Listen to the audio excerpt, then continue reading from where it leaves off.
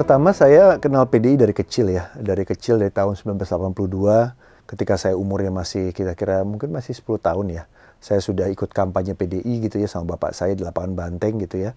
Terus juga saya tidak memilih PDI sejak awal dan keluarga saya juga sangat dekat dengan PDI gitu ya dengan bukan hanya tokoh PDI tapi juga masyarakat PDI gitu. Jadi memang dari kecil sampai sekarang memang nggak ada pilihan lain. Partai itu cuma satu ya, PDI Perjuangan. PDI dan PDI Perjuangan, hanya itu aja pilihannya. Jadi saya sangat narrow minded ya dalam hal itu ya. Kebetulan juga istri saya PDI gitu ya, jadi keluarga istri juga PDI semuanya gitu. Jadi ya dan juga saya bukan hanya karena karena urusan keluarga dan segala macam, tapi juga program kerjanya, program perjuangannya, ideologinya itu pas banget gitu ya, klop banget sama kita. Jadi memang kalau dibilang PDI itu simbol sebuah perlawanan, simbol suatu perjuangan, bahkan sejak di zamannya PDI belum ada perjuangannya itu juga adalah identik dengan berjuang gitu. Jadi perjuangan itu adalah hakikat satu kehidupan. Ya orang mau setinggi apapun karirnya, title-nya dan juga uangnya sebanyak apapun, mereka tetap akan berjuang. Mereka harus tetap berjuang. Ya jadi tidak ada hidup yang tanpa perjuangan gitu ya. Ini persoalannya kita mau mengakui atau enggak gitu ya, bahwa kita ini pada tahapan yang selalu berjuang. Nah di PD Perjuangan yang saya senang kan adalah bahwa kita di dalam kita bergerak, di dalam kita menjalankan program kita selalu berusaha keras dan juga selalu untuk berjuang untuk program-program yang telah kita sepakati dan telah kita serap dari masyarakat. Jadi ini satu yang klop aja ya, klop dengan apa yang saya inginkan, apa yang saya cita-citakan dan juga apa yang saya mengerti dan saya lihat sejak saya masih kecil ya. Jadi memang ya udah cuman ada satu sih ya pilihannya. Meskipun saya pernah diajak ke sini, ke sana dan lain sebagainya gitu ya, ke partai itu, tapi saya bilang ya enggak lah, saya bilang itu. Kalau bergaul ya tentu, tapi kalau menjadi pilihan politik dan juga aspirasi saya tentu enggak lah. Hanya PD Perjuangan.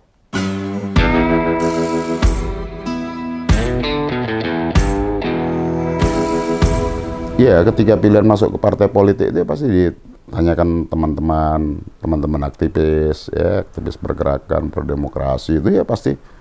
Ini ngapain masuk partai politik? Nah, bagaimana dengan idealismenya? Nah, tentu kan kita nggak bisa mentah-mentah tuh ketika di luar partai ya, ketika kita masuk ke dalam organisasi partai politik. Nah, baik secara kultur dan lain-lainnya, kitanya beradaptasi, Pak. Tanpa merubah prinsip dan idealisme kita dalam berpolitik itu, gitu. Nah, gimana caranya nggak berubah dalam prinsip dan idealisme? Nah, maka pertama kita menemukan partai politiknya dulu. Mana sih yang secara historis, secara ideologis gitu ya, yang bisa nyambung nih karakter dan semangatnya sama dengan kita, gitu. Maka pilihan kami pada saat itu adalah ke PDI Perjuangan. Beberapa teman-teman termasuk Budiman Sujatmiko, Bitor Suryadi, saya dan beberapa teman-teman aktivis lainnya, kita atas dasar pertimbangan itu tadi ya, pertimbangan ideologis, pertimbangan historis. Nah, maka kita melabuhkan secara kepartaian itu pilihan kita ya ke PDI Perjuangan dengan ideologi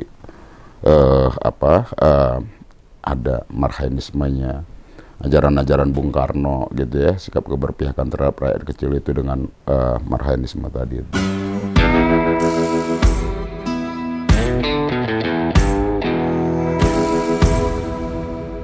Gue itu memang segenerasi dengan Adian dan juga Masinton. Kita pernah sama-sama di Forkot, Forum Kota.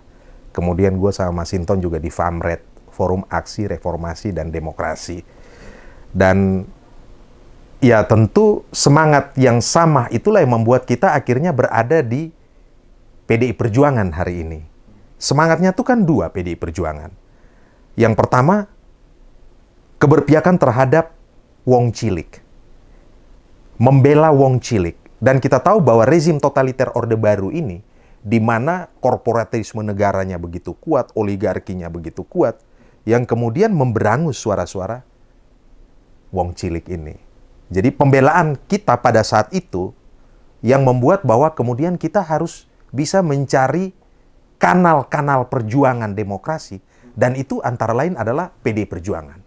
Yang kedua, karena gua melihat PDI Perjuangan ini adalah satu-satunya partai yang konsisten dan punya komitmen yang kuat untuk tetap menjaga Bhinneka Tunggal Ika, toleransi, dan nasionalisme. PDI Perjuangan itu partai yang tidak mungkin bermain-main dengan politik identitas dan berada pada garda terdepan untuk menjaga Indonesia ini tetap dengan Bhinneka Tunggal Ika, dengan Pancasila sebagai ideologi negara. Nah, hari ini kan benar, ketika politik elektoral dalam kontes demokrasi itu kerap kali punya nuansa terlalu dominan terkait dengan politisasi identitas ini. Eksploitasi agama, eksploitasi etnis, dan seterusnya. Dan PDI Perjuangan ini kan lahir dari pemikiran besar seorang Bung Karno. Dan Bung Karno itu antara lain satu sosok yang menyatukan Indonesia yang beragam ini.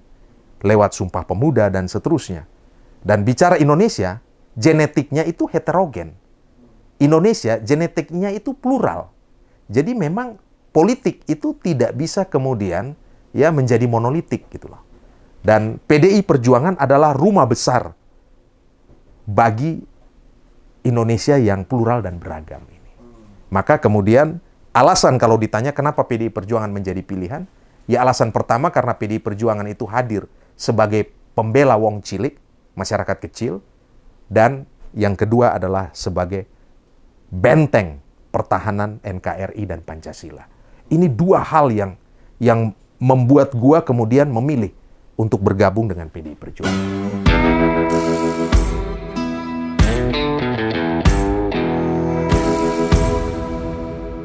Gini, yang pertama dulu saya itu awalnya ditawarin oleh Mas Pram Seskap ya.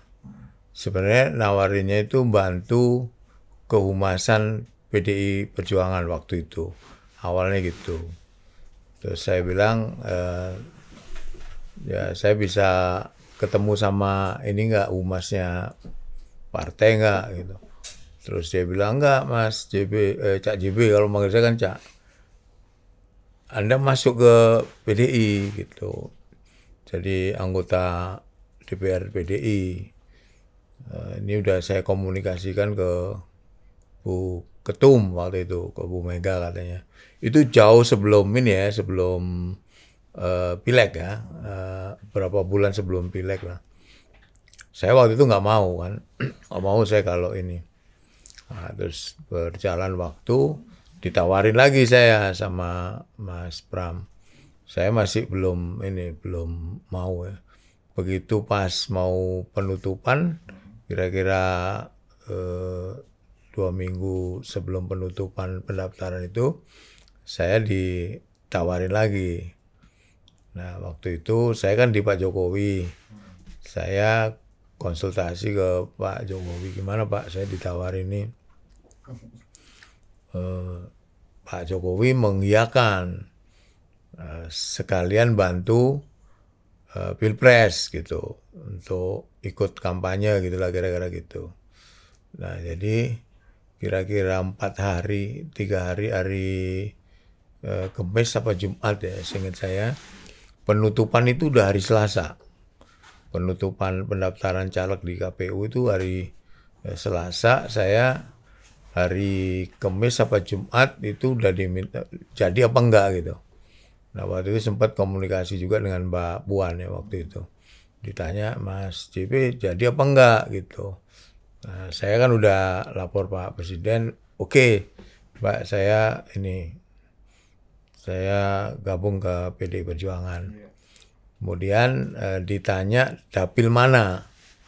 Nah, ini yang kita bingung. Saya kan nggak ngerti awal. Saya bilang ya, saya kalau bisa, agar bisa jadi ya di tempat kelahiran saya kan. Banyak saudara, banyak teman. Saya kan lahir di Mojokerto. Oh, berarti dapil Jawa Timur 8 waktu itu. ya udah dapil Jawa Timur 8 ya, kata Mbak Puan.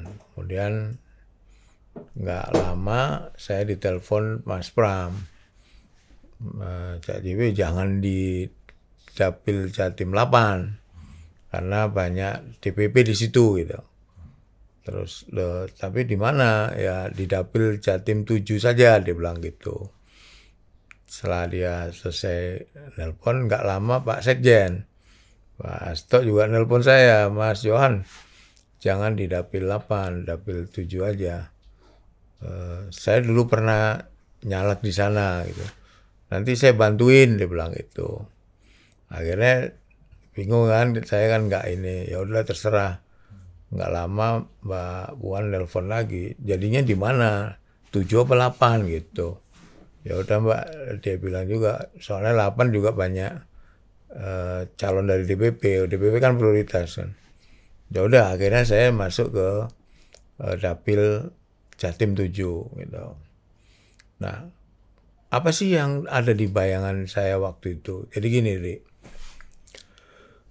Ketika kita bekerja di sebuah lembaga yang punya kekuasaan yang besar, itu kita kan logikanya makin banyak berguna kan untuk masyarakat. Tergantung kita bagaimana melaksanakan tugas itu di dalam pikiran saya DPR itu sangat powerful ya, membuat undang-undang, mengawasi pemerintah, kemudian juga